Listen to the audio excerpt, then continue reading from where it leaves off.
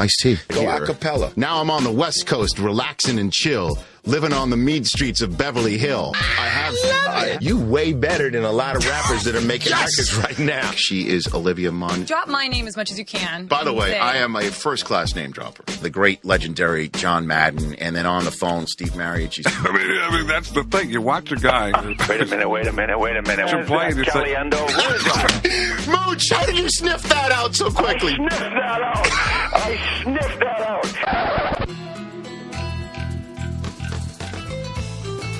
I don't download many podcasts, but when I do, I prefer the Rich Eisen podcast. Here's your host, Rich Eisen. You ask, and now you have received. That is a new open to the Rich Eisen podcast. Welcome to this program. Chris Brockman giving Chris Law a round of applause. Well because done, Law. It has finally come down. The tyranny of their previous open that was about 8 months old is now over. The reign of terror. Although people have an issue with change, I saw some tweets this week that that open, the old open, they didn't want it to go. I know. There's two sides to every story, Rich. You got to keep it fresh. I don't mind. I'd like to have it changed every week. Yeah. I'd like to have it changed every week. Every week? Yeah. If I can get a meeting knocked off my calendar every week, then I'll probably find time to do it. We need to meet about that.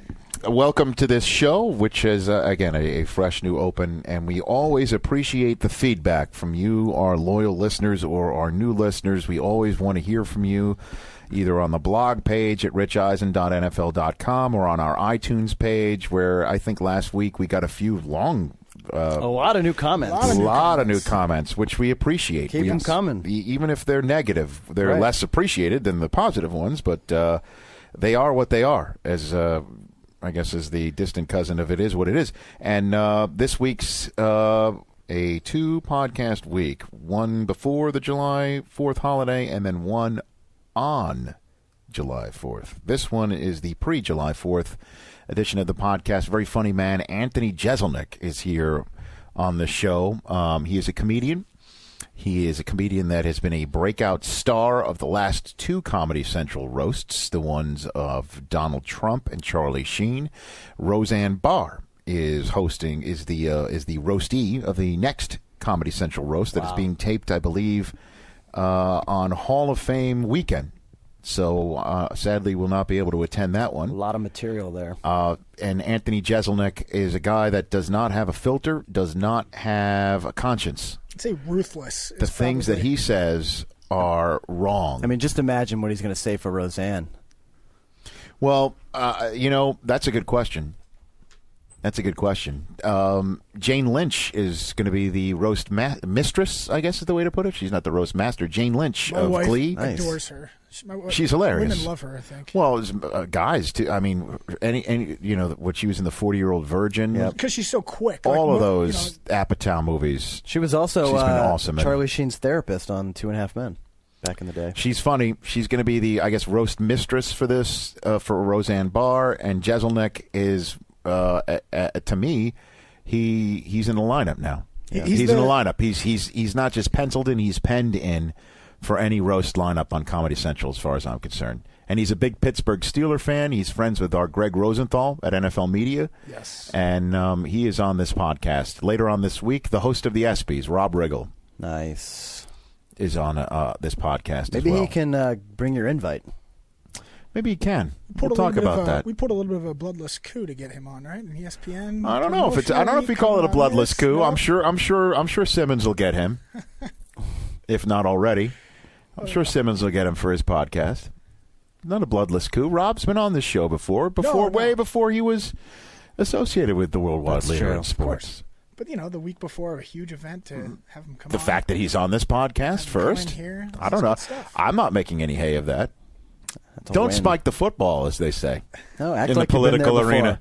Act like you've been there before. We're not spiking the football. Don't rub it in the face of... No. Come on. Rob Riggle's later this week. Anthony Jeselnik is this week. So Question: Any issue with me using your Olivia Munn soundbite in the open? That you use me saying that I'm a first class name dropper? Clearly states that you're a first class name dropper. By the way, a lot of people in the iTunes comments commenting on the name dropper. Yeah. They say keep it up. Keep up the name dropping. Keep it up. Why well, not? in that respect, let me tell you about what I did. No, I'm missing. Well, your wife told me who you had dinner with last week. Who do we have? A very handsome man, Matt Hasselbeck. Oh. Yes, Matthew is in town. Also known as Chris's doppelganger here. Well, he's funny. Love that guy. What else is going on? Anything we need to hit right now? Nothing. Sort of a quiet week. Nothing. We're going to apologize in advance if you're offended by any of Anthony Jeselnik's comments. Okay, that's a good idea. That's a sort of a disclaimer. Look, he's a comedian. He's a funny guy. I'm sure we're going to have some interesting stuff come up. But he's all in it for the laugh, and we love it. Yeah, that's true. He's all about the comedy. So okay. Yeah, I think that's sort of a running theme with him and Riggle. Yeah. Because Riggle, I mean, if you remember his Comedy Central days on The Daily Show, the things he would do, it was insane. Insane, the things he would pull off and the situations he would put himself in. But yes, I guess that's the disclaimer. This might be our first ever disclaimer that we've had. Okay, here he is now, Anthony Jeselnik on the Rich Eisen podcast. A new star on the Comedy Central roasts. You enjoyed his work roasting Donald Trump and Charlie Sheen. You can also go to his website, www.anthonyjeselnik.com. Follow him on Twitter as well, and thrilled to have him here on the Rich Eisen podcast. Big Steeler fan as well, Anthony Jeselnik. How are you? Oh, thanks. Diehard. You refer to yourself as diehard. Everyone in Pittsburgh is. You kind of have to be, yeah. Other's you're evicted? What happens? You I don't know. Your card revoked? You know, it's never come up. No one has ever rejected the Steelers at all.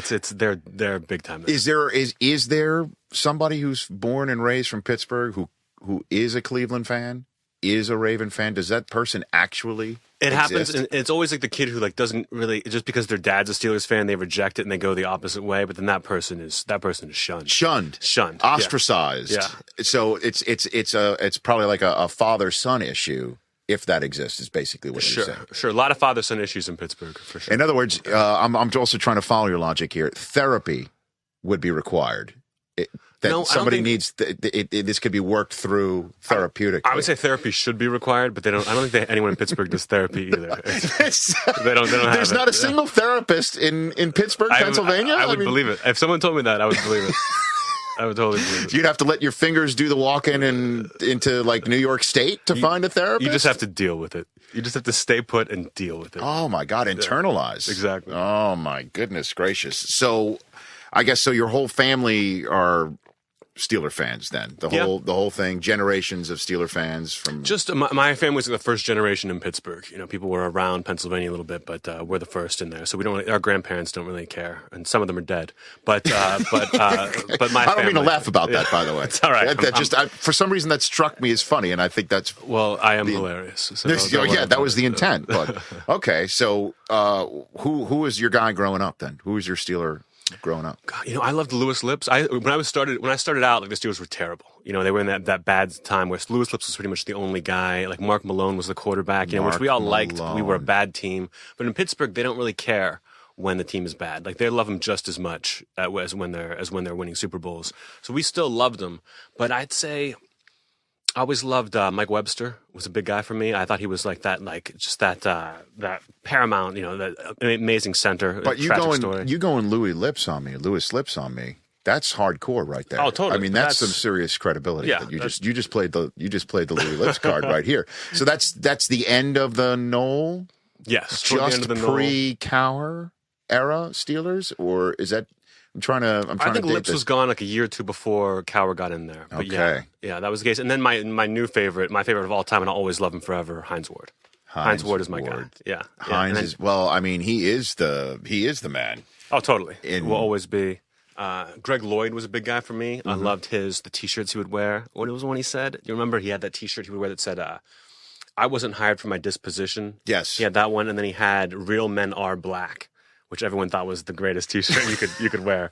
Yeah. What about Woodson? What about Rod? Rod Woodson was great, but then Rod went to Baltimore. But we understood, but it wasn't. It kind of it took some thunder. I think Rod, if he was here, speaking for Rod, having worked with him for a few years, I think he would put the onus on the Steeler organization for his departure. Yeah. I mean, he would be black and gold. Yeah. He would have been forever. Totally, but I think it was more one of those. The Steelers have always made great organizational decisions in terms of letting players go when they have to. Like, nobody wanted to see Joey Porter go, but we all understood, and that worked out great for us. Right. We would have loved to have kept Rod forever, but I think he made more money, going to Baltimore for sure. Do you think the Hines Ward is that decision right now? The same decision that you're talking about? What do you mean? About letting guys go when... Oh, yeah. I mean, he would have been, 4th or 5th on the depth chart. He would just have too many, young, fast receivers. And he's great, but you can't, you can't just let him in there just to, level linebackers every other play. Right. He can't play special teams at this point. I don't think he would. No. Right. I think he probably would have if they'd asked him to. He seems like a team guy. But I was sad that he retired, but I was happy that he didn't go, to Seattle or something and try to plug out another year or too. Baltimore. Yeah, that would have been. That's the team for you to hate more than Baltimore, definitely. Baltimore, because Cleveland used to be, but now Cleveland is so bad that who cares? Way to talk smack. Yeah, I have like to. That. And Cincinnati is brutal. I always hate Cincinnati, but Cincinnati doesn't matter to me. How so? Because Cincinnati's a terrible team for the most part. Even when they get good, they get good only so they can crush themselves even worse at the end of the season. They're just to get into the playoffs, just to be terrible is their favorite thing to just do. Like last year, in a way. Exactly. I mean, they made it. They made it. 3 teams made it out of the AFC which I love. I love that because it makes us look tougher. Was it difficult for you to swallow to have your season ended by Tim Tebow? Brutal. I would have rather missed the playoffs than had my season ended by Tim Tebow. Really? Yeah, and it's not the religious thing that bugs me. Mm-hmm. Oh, it doesn't thrill me.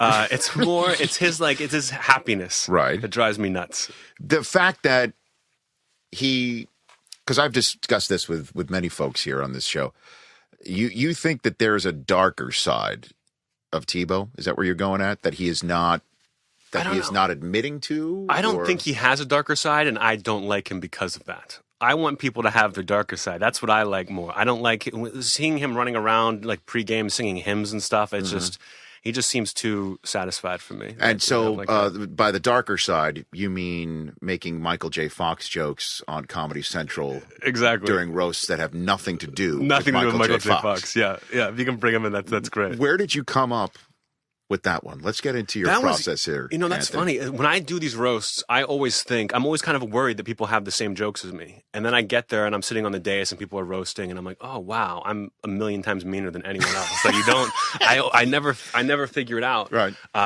Which I like that. But that joke, that Michael J. Fox joke, I thought that was, I'm like, someone's going to have this. This seems someone's going to have that. I really believe that. Wow. I really believe that. For those who are, because we have a lot of international listeners, for those who may not have heard this joke, this was at the Sheen roast, or was this the Trump roast? The Sheen roast, the Charlie Sheen roast, the last roast. What was this? What was the joke? I said, Charlie Sheen, how are you not grateful for everything you have right now? In fact, the only reason you got on TV in the first place is because God hates Michael J. Fox. Which was which is sort of, I mean, it's wrong in so many different ways. Yeah.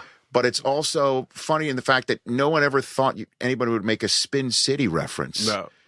During the Sheen roast. Yeah, I mean, of all the different shows and movies that he'd been on, you went Spin City. Yeah, and I was just happy that people went with it. You got to kind of you have the setup and the punchline for these things, and it has to be close enough that there's a connection of electricity. That people are like, oh, Spin City. They have to put it all together. Yeah, you made us go a couple steps. There was some cognitive, some necessary cognitive steps that us as the audience member has to, and those are probably the best ones, right? As Absolutely. opposed to just the sledgehammer that you could hit need over a little the head of both, on. but those twists where you can't see them coming and it takes you, you're like, that is the best. Now, Jeffrey Ross was on this podcast a couple of times, and I asked him about you because, when the Trump roast was your first one, correct? The Trump roast, and when everybody sees Jeff Ross and Lisa Lampanelli and some of the other roasters, the late Greg Giraldo.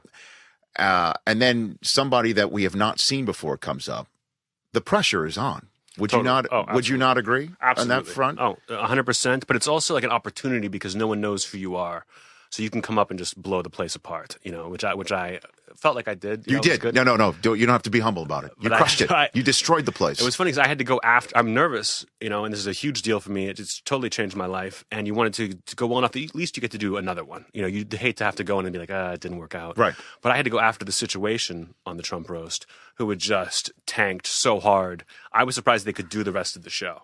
You know, on television, it looks like people are booing. In the room, man, it's people just screaming, "Get the F off the stage!" And they had to take 10 minutes to settle the crowd down. No, they did not. Yes, because everyone gets so drunk. And then they were ready to hate him. They just went off on him for a while. Where they had to really like calm everybody down. And then it's like, and now Anthony Jeselnik. They had so basically it was the equivalent of putting the tarp out on the field, sort of like a little delay. Yeah, just calling a timeout. More like an earthquake. More like it was worse than a rain delay. So here you are. Here's your big moment. The situation. I guess in a way, tanks is not the word because we were sitting at home. It was one of those moments when you're watching it. It's like a horror movie. You're watching it through your fingers of the hand that is now placed fully over your face, and it was that bad. You felt for him, even though many people were watching, hoping he would be that bad. To. I felt like you remember the scene in Swingers. Oh yes, when Mike was calling the girl over. Yeah, it's like that. You're watching, you're like, hey, please hang up the phone, Nikki. Yeah. I watched that scene exactly, Anthony. I watched that scene. It is like a horror movie when Jon Favreau keeps calling this girl and just doing the wrong thing. Yeah, it's hard to watch. Yes. You're just like, oh man. It was exactly that moment. Yeah, that was a tough one. And now here you come up on the stage. Yeah, walk out. And so the crowd could not have been. What was the crowd? The crowd was cooled completely, right? They were cool. They were chilled out, and they're like, "Who the hell is this guy? Who is this guy? We've never heard of. They have no idea." And I tell like one joke that was kind of like an okay, haha, and then it was just boom, boom. It was like Whitney's. Your mom got raped. Like when you were conceived. It was like all these like just these the most harsh things I could possibly come up with. Whitney Cummings, you're referring to, Cummings, right? Yes, yeah, yes. Who is just. I once saw her. She was hired to do a roast of Steve Tisch, the owner of the Giants, for his birthday one year, and she destroyed the room. Oh yeah, yeah. She's very, very funny. Those things can be tough. Those private roasts. I'm not done one yet. Well, they were brutal because it was also at the end of a charity event. So people, so they were raising money for charity, and then it went late, and a lot of your colleagues were, had gigs to get to across town. Yeah, because they thought they would do their deal between 8 and 9:30, and then do their gig at the 10 o'clock hour, 11 o'clock hour somewhere in town. And they were itching. Oh. There were a lot of itchy trigger fingers. Yeah, those are tough. Plus, sometimes people don't get what a roast is. They understand, but then they get up there and they don't. It can be horrible. Like people try to do amateur roasts and they'll try to get my advice and everything. And I say my advice is don't do it. Right. You're just going to hurt people's feelings, and none of you are funny. Right. You're not good at this. Right. It's a tough line to walk. Now, because Dan Patrick had a roast. Years and years ago when he was on ESPN Radio, way back then. Who had the bottle of vodka with the? No. That was the roast of. I think that was a roast of Shaq. Okay. I think that was a roast of. Yeah, that was an ESPN roast. Yes. Years and years ago, with Charlie Weiss got it left, right, up and down and sideways, and that was bad news. But this was another one. It was an ESPN Radio roast in Chicago, and Dan asked me to be the roast master. Mm. So I called my buddy Nick Bakay, who I've known for years. And I'm like, dude, you got to help me write some stuff. He wrote some stuff. And my role as roast master, I take very seriously. Of course. Because you have to come out swinging for the fences right away. Because you need to, set the tone, not only in the room, but for everybody following. Yeah. You got to clear some space, right? Yeah. And let everybody come in and do their thing. So if I'm bad and then you come and you're worse, people are already expecting. Yeah. It's not like something that coming out of the blue. Exactly. So, but a lot of people in the room were not ready for that. Yeah. They did not understand in many ways the concept of the roast, including some of the people on the dais, because that's also the beauty of the roast too, is nobody is safe. Yeah. In a roast. Yeah. So you're not just the person who you're roasting, right? It's an insult not to get roasted. If you're on the dais and they don't mention you, what the hell? What was that all about? Yeah, exactly. That's the insult. Yeah. That is the ultimate insult. But people don't understand that either, including, and I once went over this with Nick Bakay on the podcast, and it was the only time in 2 years we were told by management, you can't air that. So I'm going to just use one of these jokes now, and we'll see if it makes it or not. One of the people on the dais was Mark Malone. Mark Malone to whom you referred earlier. Okay. The line was, ladies and gentlemen, Mark Malone looks just like Tom Selleck, only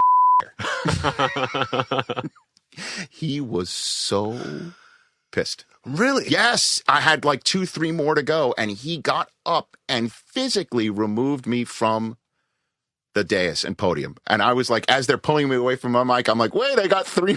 Was he laughing while I did it? Was he? I mean, he was sort of, but he was done. He was done hearing jokes about him, because that's how I introduced him to call him up. So he was going to take his moment at the podium, but he kicked me out. Oh, man. There were other people there. Grace, Jack McDowell. Who else was part of that roast? Hootie and the Blowfish. Yeah. And to this day, Dan has the tape, and I don't think he's publicized it, because there was a lot of work in Blue. And I was proud of it, though. Sure. I was proud of it. That's what they should be. People don't understand what they are. People don't understand how comedy works a lot. And Seth MacFarlane has been great. Amazing. Like, he's built for that role. And a lot of people might not. The tough thing is, it's hard to make fun of Seth, you know. So I think because he gets like, everyone's like, oh, he's gay. He likes to sing show tunes, and he wears tanner or something, and he's going to sit there and hear that 3 years in a row. You know, that's kind of what you have to deal with. He's sort of Teflon in it, huh? Yeah. He's insanely successful, and you can't really. There's not much. He's not like an actor that you know weird things about him. And he's like a big band singer. Yeah, which is a weird thing, but it's not. It seems it's not classy to make fun of somebody for liking to sing. You know, it's a weird thing and big to do. band too. Yeah. You know, I mean, he's good at pretty much everything. It's tough to touch him. Yeah, but Lampanelli, she's got a huge target. But it makes it more difficult because people say the same thing about her. You know, and for like where I come from a point where you want to say something different. You know, like when I roasted Lampanelli on the Trump roast, I didn't even make fun of her. I thought it would be really funny to skip her. So I crushed who's the deaf actress. Marley Matlin. Well, everybody crushed her. Marley Matlin. I even had a joke they cut out of the thing they said was the meanest joke in the whole roast. Can you tell it here? I said no swearing or anything. Okay. It's just not a nice thing to say. I said, Marley Matlin, you've had an amazing career, despite having one of the biggest handicaps an actress can possess. You're ugly. And people were so upset. People who were cheering on me was just like, because she's a beautiful woman, she's classy, and it's just like, what, you're just blatantly like, you're an ugly person. That no one was happy. And I tried to apologize to her afterwards, but if a deaf woman wants to ignore you, she can do it forever. There's I kept trying to put my wave from the side. It was just like, no, not having it. But after I really ripped her, I turned to Lisa Lampanelli, and I found out afterwards that Lisa was scared of me. She went into therapy before the roast because of me. What? She went up and saw a clip. She's like, oh, he's going to be in the roast. Looked and was like, oh my God, this guy's a jerk. He's going to kill me. And so she was really worried, went into therapy, being like, what am I going to do? How am I going to handle it? And then my joke about her, where I just said, Lisa Lampanelli, you're cool. And just skipped her. Like, I thought it'd be funnier it makes it seem meaner. Like I'm personal with everybody. But well, you said, if you're sitting on the dais and you're not roasted, that's the biggest insult. Yes. So you actually threw that one. Yeah, right at her. She was very happy. So she saw you on tape or something like that, or okay? I went on YouTube and saw something I had done. And then so clearly she didn't go to Pittsburgh because there is no therapist in Pittsburgh. It's in New York. There's a lot in New York. There's a lot here in Los Angeles. That is for sure. Yeah. And what was Trump like? What was Trump like? Trump seemed all right. You know, I heard he didn't shake hands, and I'm a big handshake guy. You know, if someone gives you the weak handshake, I'm like, I write you off. The dead fish, you know, can't the have dead fish right up, or the thing with the fingers. You know what I mean, where they do this. Oh, that's horrible. That is like, oh my God. What are you? It's such disrespect that I can't. And in fact, I didn't even like doing that with you. Exactly, right there. That was a problem. Trump shook my hand on my way up and down, which I was like, oh, that's cool. And he looked at me, he was like, thank you. I think he was kind of relieved because the show wasn't going that great before I got up there. But then like the next day, I was like, oh, maybe this guy's cool. Maybe I had him wrong, and he's actually. And then the next day, he started attacking Obama over the birth certificate. And I was like, all right, he's who I thought I was. He is. I met him once. This is my favorite. I met him once. My wife is friends with some people from New York who are friends with him, and she gets a call from her friend saying, "Hey, Trump is coming in. We've got an extra couple seats at the dinner table tonight. Do you want to come?" She calls me up. I'm like, I'm from New York. You know, political stuff aside or whatever, I got to meet this guy. Oh yeah, right. I mean, I got to meet Donald Trump. So we talk, and he's a huge football fan as well. You know, remember he owned the New Jersey Generals from the USFL years ago. I mean, he was the main face of the USFL in terms of ownership. Still is. Right. That has lasted to this day. Right. And he was completely as advertised. Yeah. Now, back when I was at ESPN, I wanted to call baseball games in the worst way. And I finally got to call one. And I called up John Miller, the Hall of Fame baseball announcer who did Sunday Night Baseball for years. Yeah. And I picked his brain, like, hey, what about this? What about that? And I asked him, what happens if, because there's so much storytelling in calling a baseball game, what happens if you're in the middle of a play, in the middle of a story, and a huge play breaks out? He says, here's what happens.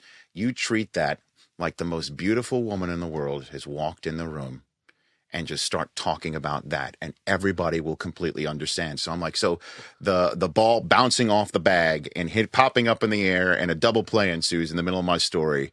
I treat that like the most beautiful woman in the world. He goes, absolutely. Great. Years later, I'm now at dinner with Donald Trump. He is telling a story to everybody at the table. And the most stunning, tall brunette walks in the middle of his story, and he goes, in the middle of a story, he stops, he goes, wow, she's gorgeous. And then continues with his story. He's done. I said, Donald, I told him the John Miller story. I said, I've never seen that actually put into literal practice anywhere on TV, during a sporting event, or at a dinner conversation. He did exactly that. Yeah, he's stopped himself and just looked at her, and she heard him. Yeah, he looked right in her eyes. She saw him, and he just went, "Wow, she's gorgeous." And just kept going on the story. Oh my God! I don't remember if he shook my hand though. So you might have gotten. I think he had to on TV. It's hard not to shake hands on TV. Even Howie Mandel. Oh, you mean during? Hands. Even when you walk up to shake, to come on before. He doesn't do the fist pound, his famous Mandel fist pound. Maybe he on does. TV. I've never. I think he does. I've seen the deal or no. I think it's definitely a no deal if you extend your hand to shake it. Yeah. That's a tough one too. When I met Stephen Wright, who is like my idol of comedy. Is that your? That's who. When you have a little bit of. You have a little bit in your delivery. A little. I mean, it's not sleepy like Stephen. Yeah, I've kind of evolved from him, but it's kind of started out more like that. And I met him. He came out. I saw me do stand up at the Comedy Cellar in New York, and said, "Hey, great set." And I was like, "Oh my!" I went down to shake his hand, and he just put his hands in his pockets and turned around. I was like devastated. Your idol. I understand. Yeah, my idol, and I understand that I wish I just hadn't tried to shake his hand. But how do you? That's just like a reaction. Yeah, I think from what I've heard, Stephen Wright makes Howard Hughes like a mouth kisser. Yeah, very true. That's what I've heard. So he's your. Who else is your comedy? Dangerfield was big for me. Loved the joke guys. Hedberg, I loved, and then Dice. I kind of got into later on. When I kind of realized what he was doing at the time, I was like, "What are these nursery rhymes? These are lame." Mm-hmm. But there's a comedy album called "The Day the Laughter Died." Mm-hmm. I don't know if you ever heard it. It's where he goes up to Dangerfield's comedy club on a Wednesday night, and just tanks. That has no material and just bombs for an hour and a half on purpose. Yeah, just yells at the audience, and it's amazing. Chris Rock called it the greatest comedy album ever. Really? Yeah. It's brilliant. So he went up and purposely. He just goes up, no material. He's like, it's not even a dive. He's just up there. He kept saying, this is about comedy, not about being funny. It's not about laughing. It's about comedy, which are two kind of different things. And just went with it and just kind of talks for an hour. Mm-hmm. But you can't believe he's doing it. I saw him. I'm from Staten Island, New York. Okay. So I had a chance. Me and all my buddies, we found out that Dice was going to Grandpa's Comedy Club on Staten Island. Grandpa's Comedy Club. I've never heard of that club. By Al Lewis. Yes, Al Lewis, the famed grandpa from the Munsters, opened a couple of comedy clubs in New York City, including one on Staten Island called Grandpa's Comedy Club. I believe in the Newdorp section of Staten Island, which, by the way, is also where the Rodney Dangerfield character lived in Easy Money. Oh, I did not know that. Yes, I'm just trying to bring it all full circle for you right here. And so me and all my buddies, when we heard that the D-Man was coming to Ground Zero, Staten Island, New York, because that is, I went to high school with Dice Clays. He nailed the character. Okay, when I heard that, we went. Me and all my buddies went, and the place was packed. And he comes out, to Allman Brothers Whipping Post. That's the song that we always come out to. Yeah. Oh yeah, killed it. Came out, everybody screaming, Dice, Dice, Dice, Dice, Dice. Dead quiet. Lights the cigarette. Takes a puff. Takes another puff. Dead quiet. And he goes, you want crushed pepper with that? We're look at each other like, what was that? And he goes, you want crushed pepper with that? Repeated it a third time. And he goes, you're at a dinner with your chick. She's hot. You got a whole conversation going. And a waiter comes up with a tube and goes, hey, you want crushed pepper with that? And you just want to say, get the F out of here. And the place goes, just screaming and pumping fists. It was like a rock concert. Oh, that's great. In this small little place. And he used to sell out Madison Square Garden. Yeah. Back in the day. As big as you could possibly get. I was at a comedy club in Governors in Long Island? Not Long Island. I think Long Island. Uh-huh. And they had just had Dice there, and he had left one of his gloves. The leather glove with like the fingers cut out, and I was like, whatever I have to pay, give me I have to have this glove. I still have it. You still have this? Sometimes I thought maybe I'll like wear it when I write, which I can't do. I feel like I've got carpal tunnel or something. But I will put it on and walk around my apartment pretending like I'm Dice. Like it's really fun. And I appreciate you sharing that. Yeah. That's very therapeutic in a way as well. You know, I think Jeff Ross once told me he when he roasts he wears Buddy Hackett's cufflinks. I believe that, yeah. Yeah, that Buddy Hackett, you know, one of the many things that he had from his long relationship with him. He does that. You know, Ross was a guy I idolized too when I was coming up, right up until I met him. You know, he was a big influence on me. I loved his stuff. So you were a writer for these roasts. I wrote for Hasselhoff. I had wanted to do them forever or write for them. And writing is almost more fun than being on them because when you're writing for them, it's you and like 12 people who are just as mean and funny as you are, saying the meanest, funniest things you can until like, you know, for 6 hours a day, and you laugh your face off. Whereas doing the actual roast, it's all this pressure, and you need to tell 20 jokes and get the hell out of there. So you enjoy the writing? I love the writing. I love writing jokes. I love coming out with them. The creative process is more fun for me than even performing them. How long does it take you to do this sort of stuff? Oh, I mean, it's always going on. You know, it's just kind of you just hope for lightning to strike. You know, I'll write 100 jokes to get 10 that I'll use. You know, maybe I think I have a better average than that, but I will. You know, I write. Yeah, I overwrite everything. Yeah. Do you test them out on Twitter? Do you use Twitter? No, I don't. I only tweet when someone dies. I only tweet when a celebrity dies. Yeah, I mean Ross does the same thing too. I mean Jeff, I think he uses the hashtag roast in peace. Roast in peace, yeah, right. Yeah, but I'm much meaner than Ross is. I'll tell you. You that right now. Oh yeah, brutal. You want to bring him in? You want to roast this guy? Come on, step in here. Step in here. Hold on a minute. Wait a minute. Would you roast this guy if you ever dared to? I would not dare. We try to get you on a roast, man. No way. Yeah. I did Larry the Cable Guy's roast. Oh, you did? I think we tried to get you back for Sheen last year. Oh, I'm too easily found. Y'all did Charlie Sheen? Yeah. Warren, would you want to be roasted? Would you? Yeah, I would definitely let you and the whole crew. Yeah, but I have to make sure it's the right people to roast you, correct? I don't care. You don't care? Accept jokes. Yeah, that's what it's supposed to be. You can take it. Yeah, you know what's supposed to be getting lit up. But a lot of people, I think, would think. I was called Shrek of the Ghetto. Trust me, big boy. But you love Lisa Lampanelli, though. I love all of them that tell good jokes, man. It's the best, baby. Yeah, I'll see you later. Warren Sapp, everybody. Great. Making a cameo. Oh, see, but I would think people, would you pull your punch with Warren? I mean, because I think people would think he would not find that. Because the people you don't pull, the people you would think would be scarier are the ones you can't pull the punch with because then you look weak. You know, for Tyson, I was loaded on Tyson, and they made me take out all the rape jokes. They said that Tyson, because Tyson was convicted, spent time in jail for rape. So I was like, oh, this has got to be something we can make fun of. And I had a great one, and they were just like, you can't, it's in his contract, you can't say it. But I said, I can tell you. I said, Mike Tyson had a tough, upbringing. I think one of his biggest problems, he never had a strong male role model in his life. Mike's dad walked out on the family very early on after Mike raped him. So the image of a baby Mike Tyson. You are worse than Ross. Yeah. Oh, by far. Yeah. Ross is a little nicer. Yeah.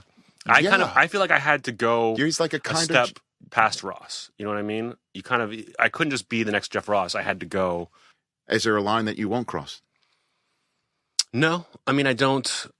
Parkinson's. You've been with the absolutely. Michael J. Fox. I look to try to get everything. It's tough. It's hard to make people laugh at cancer. So I try to make people laugh at cancer, just because it's a tough. Why am I laughing at that? This is terrible. I mean, if it's all you do, you can get away with it. Right. I couldn't be like, relationships are tough. Oh, by the way, breast cancer. You can't do that. But if everything that's a tough leap. Yeah, if everything is just in that vein, then you can pull off. Do you do relationship humor in your I talk about girlfriends, but it's more I'm doing something mean to the person I should be nicest to, kind of thing. Like I do mean things to my mom or my girlfriend or sisters and stuff like that. But it's all made up. None of my jokes are true. None of your jokes are true. No. Not based on absolutely anything. Nothing. Are you saying that to protect the innocent? Or? No, it's true. I've had girlfriends get really mad at me before about things. I remember, I wrote a joke that was. my girlfriend makes me want to be a better person so I can get a better girlfriend. And my girlfriend at the time, I could not convince her that it had nothing to do with her. It was the end of our relationship because she couldn't get over it. Yeah, that's a tough one. Yeah, that's a tough one to come back from. Absolutely. I mean, but you clearly and have demonstrated not only on the air but here as well that the joke is the most paramount thing to you. It does not. There's feelings or conceptual feelings or people the possibility of feelings, the realm of feelings, all of that to you is subjugated to the actual construction and execution of the joke. Absolutely. Yeah. Because people get over things. Do you have a soul, Anthony? I do, but I'm obsessed with comedy, and I think that this is something with comedy you should be able to say anything you want. You should be able to make fun of cancer or child molestation, and it's hard to do. But if you can take the bullet and you can kind of take the hit you take from talking like that, right? And all the money I've given up by not ever being able to do a commercial ever or things like that, it's fine. I take that trade. Okay, all right. So what's your next gig here? Oh, I got a bunch of stuff coming up. I have a television show on Comedy Central that just got picked up. We're going to go start filming, I assume, early next year, maybe January. What's that about? It'll be, we're still trying to kind of figure it out a little bit. It's almost like my version of a talk show. Think like Tosh.0 if I didn't care about the internet at all, kind of thing. So I'll talk about who died that week. Like the kind of the stuff of the day, the darker things that nobody else would talk about. The darker, the darker side of everything. Yeah, the darker side of the news, pretty much. Instead of going pop culture for everything, there's an earthquake in Haiti. So when you wrote for Fallon, I mean, how much of your stuff was rejected? Oh, none of this stuff is late. Even with late night, even 12:30 in the morning, none of this stuff would. No, and plus on Fallon, it was a 24-hour show now because it's online. So everything's got to be, kids are going to watch this during the day now. It's not just like at 12:30. And I didn't get very much on. I kept saying why am I here? Mm-hmm. I would say this is a great joke, and they'd be like, yeah, it is, but people will hate Jimmy if he says this. Yeah, and I would be like, yeah, you're right. I should go do my own thing. Let me leave. So they let you leave, and now you are doing your own thing. Exactly. Yeah, congrats. I pulled it off. And now Roseanne Barr is next up. Roseanne Barr for Comedy Central. Yeah, August 4th. That'll be a tricky one. That'll be interesting. I mean, because I don't know if she's. I mean, I know she's got a big target. There's lots to hit. She's nuts. She's absolutely nuts. But again, it's like you can't. I'm not going to go up there and make fat jokes about her because that's what people expect. So you've got to kind of find the ways to really make it really some messed up. Yeah, you can go national anthem on her. Right? Absolutely. I've already got a national anthem joke. You do? Yeah. Can you? You can't. I can't. No. You can't. Then you'd have to kill me, exactly. which we can't. Can't have that. Yeah. Who do you think would be roastable in the National Football League? Who's the most Who do you think's big targets? God, I would give anything for Tebow. I would love to roast Tebow roast. Tebow roast would be amazing. Who else? Ocho Cinco, of course, would be a good one. Favre roast. He would be. I don't know. What about a Favre roast? Favre would be, especially now. Favre roast 4 years ago, not so much fun. Favre roast now, where people kind of realize what a jerk he is. I think. You think he's a jerk? Favre's or is that a Steeler thing in you? No. I just think I don't know. I don't know about that. I'm disagreeing with you there. I think you have to, but I think that I don't know. I don't. I mean, but really, you think? So what? Yeah, obviously all the stuff with the Jets, kind of those little scandals and things. And he just seemed, I don't know. I would hear stories. How about a Terrell Owens roast? T.O. would be great, but sometimes they roast people who you need to roast someone who has friends.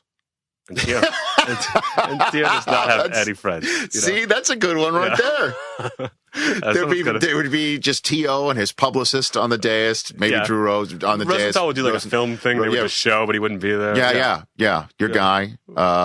So who else would be good? Would be good? T-Sizzle. Terrell Suggs. Oh, yeah. Suggs would be a good one.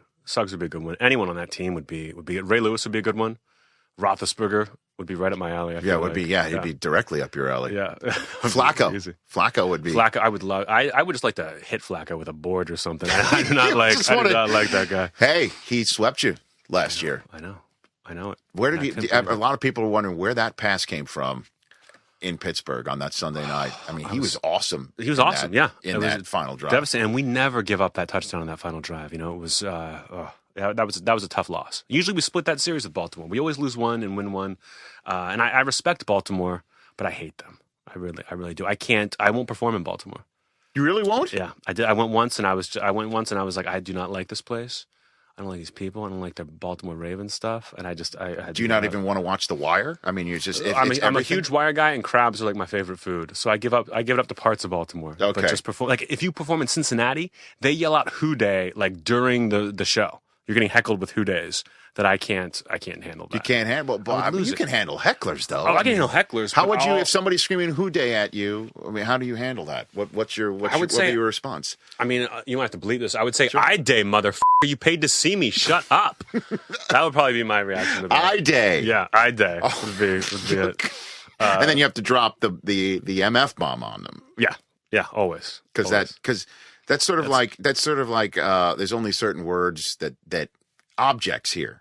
I'm talking about golf balls. You know what I mean? Like there's only certain words that people and objects will listen to. Yeah. That's one of them. Plus hecklings, when you yell at a heckler, if you drop the MF bomb on him, you're serious, but you're not really insulting them. No one ever gets insulted if you yell "motherfucker" at them, you know? Right? But so that's pretty easy when it comes to heckling. But I don't like I love to tell people I'm from Pittsburgh at some point in my set because they will boo me, and then I'll usually get into a fight about Roethlisberger with someone in the crowd. But I like that because I like defending my city and my team. You do. What do you think about your team this year, Anthony? I'm excited. I'm excited for the new season. I'm excited about getting an offensive line finally. I hope they can stay healthy and the new guys step up. Mm-hmm. The new offense, I'm a little skeptical about. You know who is too? Ben Roethlisberger. Everyone, Roethlisberger can't believe it, but I think it's for his own good. This is another movie reference. I think of the scene in Days of Thunder where Tom Cruise and who's the guy? Robert Duvall, and Duvall's got to convince him to drive slower because it saves the tires, kind of thing. You know what I mean? The counterintuitive concept. Exactly. Yes. Yeah, it's like that. It's like that. Go against what your normal instinct is, and you're better. Yeah. Yeah. Exactly. I don't know about that though. With Ben, Ben needs to extend the play. Of course, but that's his best attribute. Just let him go do that because there are so many quarterbacks who try to do it and they're not better.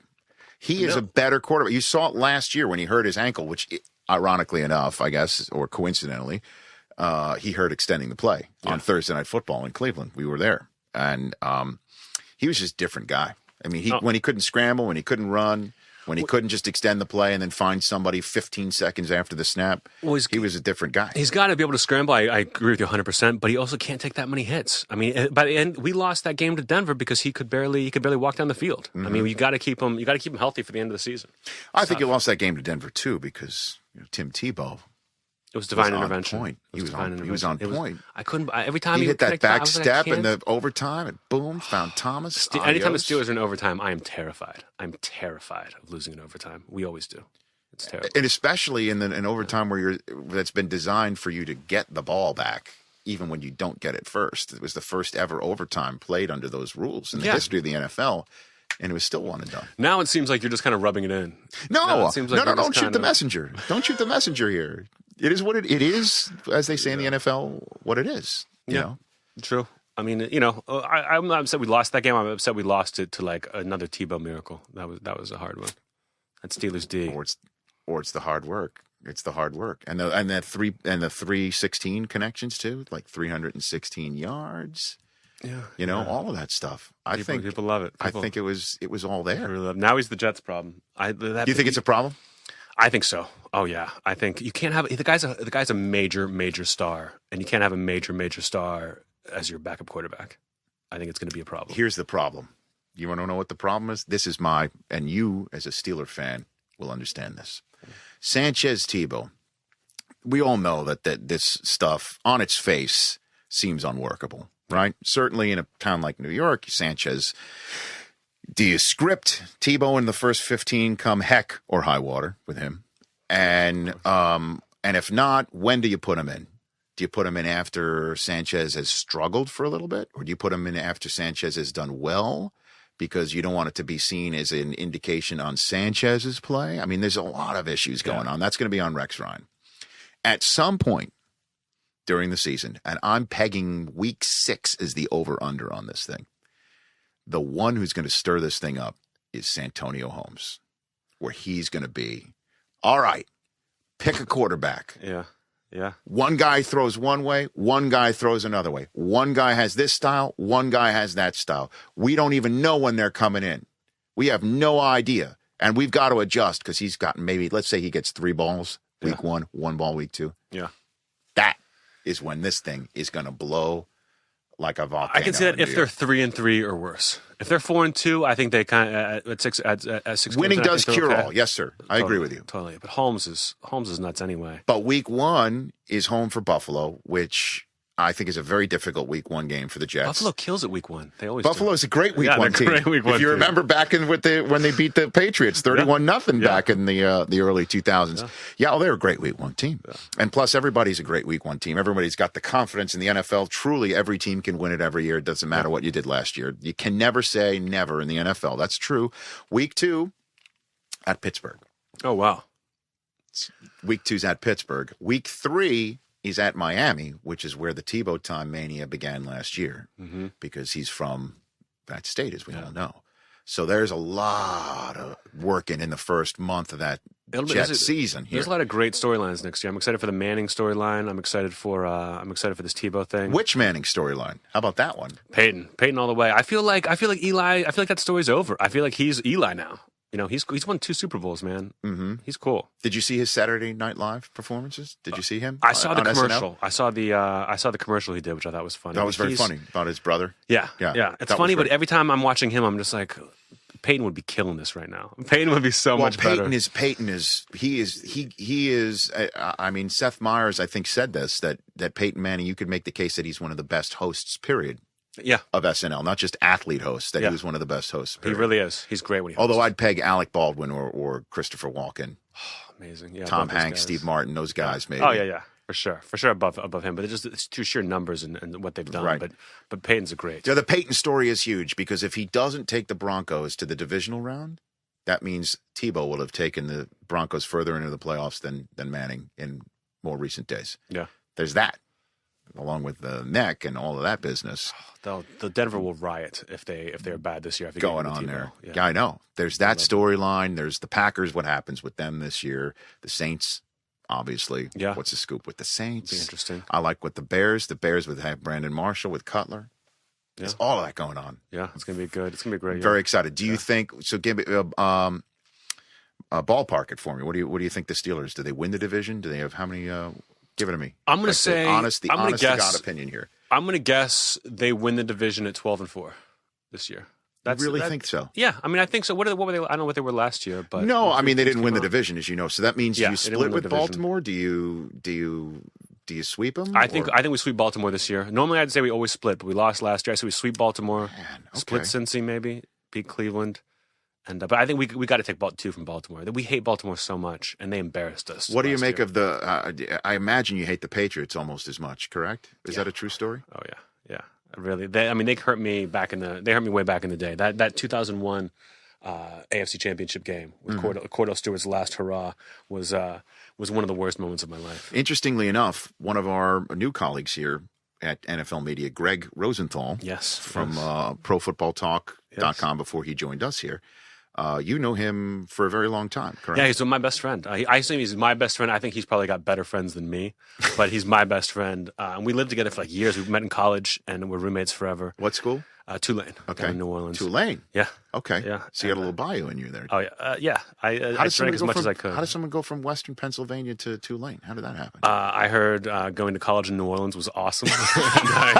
and I was dead on right. Yeah, you were dead on right. Oh, it was the greatest time of my life. Mm-hmm. And yeah, we lived together for years. I was always diehard Steelers. He was always diehard Pats. And for that game, that AFC Championship game, the Steelers were so favored, so heavily favored. couldn't have been more confident. Got up, I start drinking at 8 a.m., watched all the pregame, and we have friends over, but all the friends are Pats fans with Greg, and I am just obliterated, and I lose my mind. Like, literally humiliate myself in front of all my friends, screaming. I was this close to, I kept telling Greg I was going to go urinate on his bed.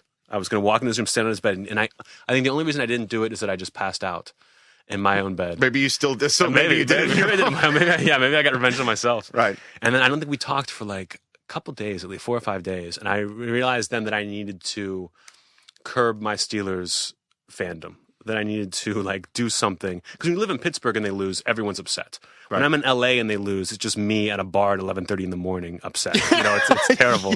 But, so, that's the scene. Yeah, so I take it a little harder. But now that we've won a couple Super Bowls, now I can enjoy them. So you and Greg have gotten past the bodily function threat. Yes. Yeah. So you got past it. We got past it. Yeah, that was. So is that why Greg didn't talk to you for a few days, or it was? I didn't talk to him. He was like uncomfortable. He was like, "Why did one of my best friends just completely lose his mind? Like I wasn't a cool person. I wasn't. There wasn't. You took it that hard. It was. It really. I thought for sure we were going. I thought it was a done deal, and I wanted them in the Super Bowl so badly. Especially when Brady couldn't go. You got Bledsoe at that whole process too, right? You thought you had him. Yeah, I was like, "Oh, this is perfect." Bledsoe threw a couple touchdowns in that game. It was rough. If not for the Tuck rule, you might have gone, right? Think about it. Tuck rule. I'll never. Anytime they bring that up, still, I can't believe it. I talked about this with Carolla last week. I'm trying to get it done, but Carolla has made me subjugate that for his rule change, which is the Adam pole, which is the third upright in the middle of the two uprights, that kickers, if they choose to aim for it and hit it, get 5 points. What, they have to choose to aim for it? Like you have to call it like a swish? You have or to you just hit it accidentally? Well, I mean, we've gone back and forth about this, that there has to be some penalty, right? There has to be some risk to the reward for the 5 points. Just can't just be there, and if you hit it, you get it. But it seems like it'd be so hard to hit. Well, a lot of guys maybe from 25 yards out, they can hit that, right? Sure. Maybe they can do that. We need to hone that a little bit more with Carolla. We got to think about that. But he wants the Adam pole. To me, that's a little bit. That's sort of like circus, right? Yeah. The NFL doesn't go circus. Don't need it. But what we need to do is get the Tuck rule out of the game. Because when somebody's bringing I'll bring it up again. When somebody's bringing the ball down, there's no more clear of an indication that he has no more intention of passing. Yeah. That means I'm becoming a runner. So if I'm hit in the process of bringing the ball down. That's a fumble. If your arm is doing anything except coming forward to throw a pass and you lose the ball, it is a fumble. I don't understand that. You need a non-football move. What does that even mean? No, it makes no sense. It drives me crazy. Yeah, I know. Yeah. But hey, I mean, the Patriots did a lot more than just get the break with the rule book. It wasn't even a break. It is the rule. It's the rule. It's still today. You can't take anything away from them. You can't take anything away from them. You try, though. I'm sure you try. I would love to. I would love to. I wish Brady wasn't married to Giselle. I wish I would take that away from him. I mean, you would give that to him. I would give him Moynihan, but I can't handle Giselle. You can have Moynihan. Have all the kids you want. Anthony, this was a lot of fun. You follow you on Twitter. Anthony Jeselnik at Jeselnik. Yes. Also, the same website by that name, www.anthonyjeselnik.com. Good luck on your show. Thanks, man. On your talk show. I would say that I'd love to be a guest on it, but I'm afraid. I don't want to go into therapy before going to show up on a show. If Lampanelli, if you send her to some sort of couch, I mean, that's... we're actually not going to do guests because it's ridiculous for me to be like you are, and to be like nice and cordial and be like, oh, I'm interested in you. Like, I don't care about people. You don't care about people. Yeah. So how is it a talk show? You talk and like we show? Is that what it is? Imagine like if you like Conan, like the first, 20 minutes of that show was all bits and stuff. Yeah, it would just be like that for, it's set pieces like that. Set pieces and jokes. I'll do a monologue, but maybe I'll talk to somebody. Live audience, obviously, right? Live audience, and maybe I'll interview a comic or something we can just mess around with. But I don't want to be nice to someone. You don't want to be nice. What do you got coming up? I don't care. Like, there's no, and it's for my persona. Like, as a person, I'm interested in people and I want to know. But as a persona, as a comedy persona, I can't be like, oh great. Well, you can't be, a cancer wisecracking misanthrope every single moment of the day. I want to put that in my bio. Can I quote you on that? Yeah, that's for Twitter. Cancer wisecracking misanthrope. That's great. Thank you. Please use that. I don't even need the credit. I don't even need the credit. You're a funny man, and good luck to your Steelers. Good luck to you as well. Thank you, and man. I mean it. I appreciate that. I believe you. Okay, good. Good to see you. Anthony Jeselnik on the Rich Eisen podcast. Full disclosure, this Jeselnik conversation, is it the first edited conversation we've had? Normally we just put everything up, Chris Law, right? It seems like when we get around roast material, the only other time I remember we had to pull some stuff out, and you talked about it with him. Talk about it there, the Dan Patrick roast. Because we had Nick Bakay in studio and he printed out the jokes. No, I printed them out. You printed out the jokes that he helped write for you, and somebody else was in with him at the time. I can't remember. And we, the worm. Yeah. And we went through them all. We were rolling, laughing, telling the things. We're like, I'll just bleep out the curse words. Management wasn't too pleased. And then we were like, management was like, nah. That's, I think, the only other thing we've ever really edited. So we did have to take out a few. There was a. Well, he had a Sandusky joke. There's a Sandusky joke. Well, it was the things that he had tweeted out. Yeah, I mean, it's what we deleted is on. I guess we could use this mention that we have edited it to promote his Twitter page, right? Where he tweets out, whenever there's always something awful going on in the news, that he then makes a joke about it. Makes a joke about it. Yeah, and so there's a Sandusky tweet. And then, which I had nothing to do with of pulling out. No, you're not. I said we can't do that. You right? can't. Yeah, it's and then the Nora Ephron, who, by the way, I mean, my wife has been incredibly affected by her passing. I mean, she's downloading articles and videos. Should we get Nora Susie on Ephron. the phone to ask her why? Why? What do you mean why? Why, dude? She's affected. Nora Ephron speaks for many. Did she know Nora women. Ephron? No. She wishes she had, and she's a smart woman. And was it behind the scenes? You act like this sounds odd. Well, no, I'm just saying, like, it's not anyone that you're personally connected with. You just enjoy. You know when some famous people pass away, you feel a connection. Right, you feel a connection. You feel a connection. Absolutely. Right. All right. We can get Susie on this podcast at some point. I mean, I know she would. I think she would. Oh, we will get Susie on this podcast. I think she would like. At some point. I think but it needs to be as organic. Right. I was just wondering. If she's listening, she'd be like, "What do you mean organic? I'll call in." No, but you really okay? We'll get my wife on the show at one point, but she's got to be in studio at some point. Oh yeah, definitely in studio. You said on this week's podcast that Katie Brown knows where the bodies are buried. Susie knows where the bodies are buried. We're getting her on whenever your you're wife. out of town Your wife probably does too. Yeah, she's not allowed on the podcast ever. Oh no. Okay, fun show, everybody. Fun show. Law's got we're taping this on a Tuesday. No, today's Monday. On a Monday. Oh, that's right. On a Monday. I'm going to actually throw this up here in the next hour, so this will be up today. We'll today. be up early. Oh, great. We're going to be up early. Yep. And so here we are in the mid-afternoon on a Monday. How many meetings have you had today? I did not have a meeting today. Did you think about having a meeting? One did come up on my calendar, but it's an optional one. It's like optional. It's like an OTA. Wait, what does that mean? It's like a long-term. It's an organized meeting activity. Yeah, it's an OTA. It's an OMA. Yeah. It's an OMA. It's like a long-term. What's brainstorming? Like what's in the. Didn't pipe? somebody tweet us that there is an option to counter Yeah, offer? he tweeted it at me, and then I said, "Attention, Topher Law. There's a decline and counter." Sort of like what you do on a fantasy football. Fantasy trade. Right. Look, how do you think all these great breakthrough things are happening for NFL.com? Meetings. But it's an OMA. So you did not. You declined to attend the OMA. I did. I declined to. I missed it because we were taping actually the podcast. It wasn't a mandatory. Wow! This podcast took priority over something. Team first. Wow! I don't know how many times that happens. Team player. You know how many times I'm calling? I'm like, "Hey, we got to get this. We got to get that." He's like, "I'm in a meeting. I can't answer." I text you back. And you know who answers his phone? You know who answers his phone every time? Brockman. Chris Brockman. Well, that's because Brockman's always by the way, reachable. This morning, 9:15, Rich calls me. I'm in bed, scrolling Twitter, and I answer the phone. Dude, so he called me. Don't put that image in my head. He called me, and where was I? I went to the local TJ Maxx trying to find an awesome American flag shirt to wear for our podcast close. Would you have expensed that if you had found it? I would have paid for it. I mean, I would have returned it. I would have kept the tag on and then returned it. Yeah. No, absolutely. What's more American than that? All right, Law.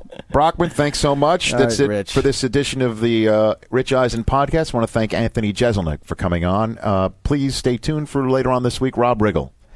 And that'll be fun. So Rob Riggle, I don't know if you know, is hosting the ESPYs this year. So we get the ESPYs host a week before he appears on the ESPYs. Great. That's what we're doing on the Rich Eisen podcast. That's how we roll. Peace out. Stay listening to